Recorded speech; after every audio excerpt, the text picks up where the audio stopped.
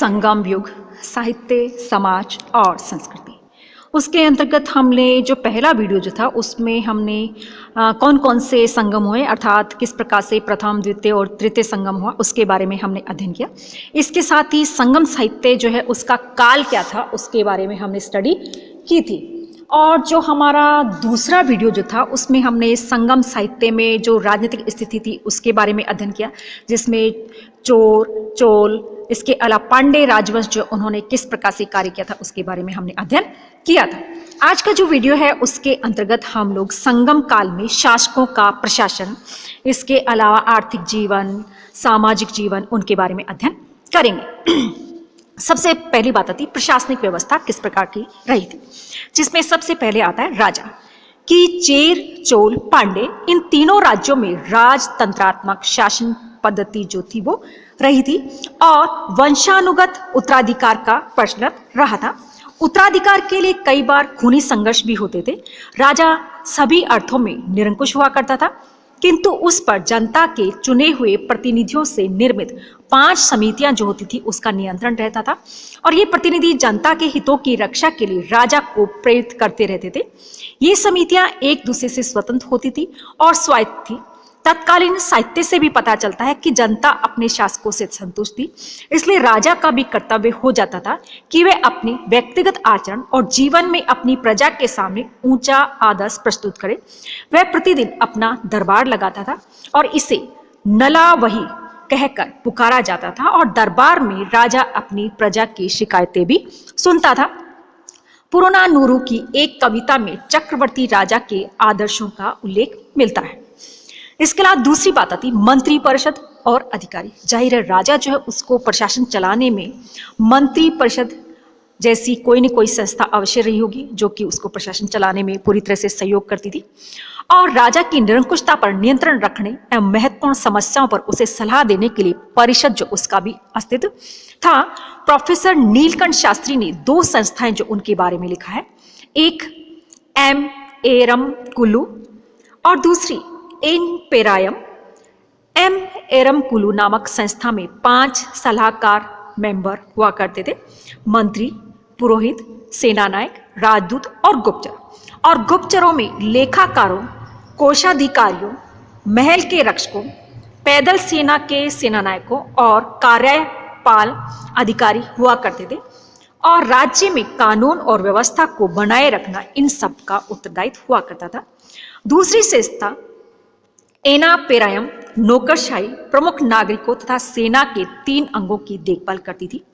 पुरोहित, प्रमुख ज्योतिषी, वैद्य, सेनापति आदि राज्य के प्रमुख अधिकारी होते थे। पुरोहित का मुख्य काम धार्मिक कार्यों की देखभाल करना और ज्योतिष का काम इन धार्मिक कार्यों के लिए शुभ मुहूर्त निकालना हुआ करता था। वैद्य का काम चिकित्सा व्यवस्था की निगरानी करना था और सेनापति सेना की व्यवस्था के लिए उत्तरदायी हुआ करता था। इसके अलावा अन्य जो मामले हुआ करते थे उनके अधिकारियों की भी नियुक्ति राजा के द्वारा ही की जाती थी। कारागार प्रशासन पर सबसे ज्यादा ध्यान दिया जाता था और बड़े नगरों तथा राजधानी में रात्रि के समय चौकीदार जो होते थे वो गश्त करने का भी कार्य किया करते थे। अगली बात आती नगर सभा तथा ग्राम सभा। संगम साहित्य से नगर सभा तथा ग्राम सभा की जानकारी मिलती है, परंतु उनके स्वरूप तथा अधिकारी और कार्य क्षेत्र का बारे में हमें ज्यादा जानकारी नहीं मिलती। नगर सभा का मुख्य कार्य न्याय व्यवस्था के संचालन में राजा को सहायता देना, अन्य मामलों पर राजा को सलाह देना और शायद नगर की समस्याओं पर राजा का ध्यान आकर्षित करना रहा होगा। ग्राम सभा गांव के लोगों की सभा थी जिसमें समूचे गांव की समस्याओं पर विचार विमर्श किया जाता था। न्याय व्यवस्था, न्याय कार्यों की देखभाल के लिए मंत्री तथा न्यायाधीश होते थे और राजा सर्वोच्च न्यायाधिकारी होता था और फौजदारी मामलों में तो वही अंतिम निर्णायक हुआ करता था। दंड व्यवस्था बड़ी कठोर होती थी। यदि कोई व्यक्ति चोरी करते रंगे हाथों पकड़ा जाता था तो उसका सिर काट लिया जाता था और व्यभिचारी व्यक्ति के लिए भी मृत्युदंड का विधान था। व्यभिचार की नियत से किसी अन्य व्यक्ति के घर में घुसते हुए पकड़े जाने पर उस व्यक्ति के पैर काट दिए जाते थे और झूठी गवाही देने वाले की जबान भी काट ली जाती थी।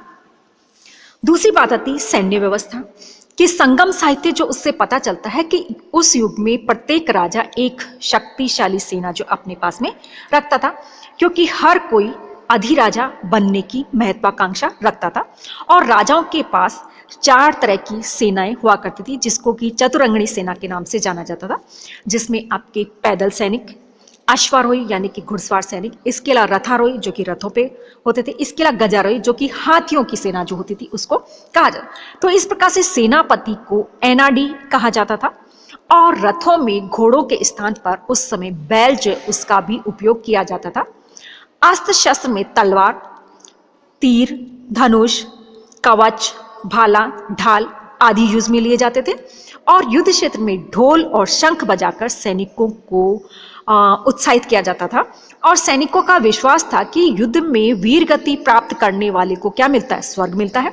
और विजय की कामना से जो आक्रामक युद्ध लड़े जाते थे उनमें बहादुर सैनिकों के मारे जाने के बाद उनकी समाधि पर भाषण के थड़े लगा दिए जाते थे और उनकी पूजा की जाती थी।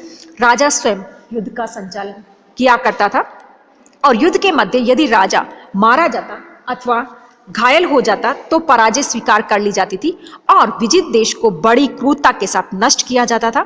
यहाँ तक कि खेत खलियान भी नहीं छूटते थे और कभी कभी साहसी स्त्रियां भी अपने पतियों के साथ में युद्ध के मैदान जो उसमें चली जाया करती थी। अगली बात आती राजस्व व्यवस्था कि भूमिकर राज्य की आय का एक बहुत बड़ा इनकम सोर्स हुआ करता था और जो बिजनेस हुआ करता था, जो व्यापार हुआ था, उससे प्राप्त टैक्स से भी कहा जाता कि बहुत ज़्यादा इनकम हुआ करती थी। और भूमि कर को कराई के नाम से, जो लैंड टैक्स जो होता था, मीन्स जो एग्रीकल्चर भूमि जो होती थी उसके ऊपर जो टैक्स लगता था उसको कराई के नाम से जाना जाता था।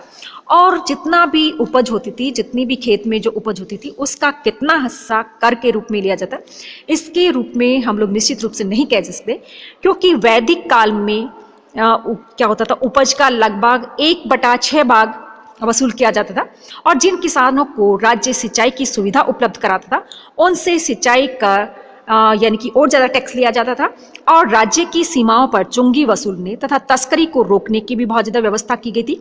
और सीमा शुल्क को उल्गू कहा जाता था, यानी कि जो अभी हम लोग चुंगी लेते हैं जो बॉर्डर पे, तो जो सीमा शुल्क हुआ जाता था उसको उल्गू के नाम से जाना जाता था।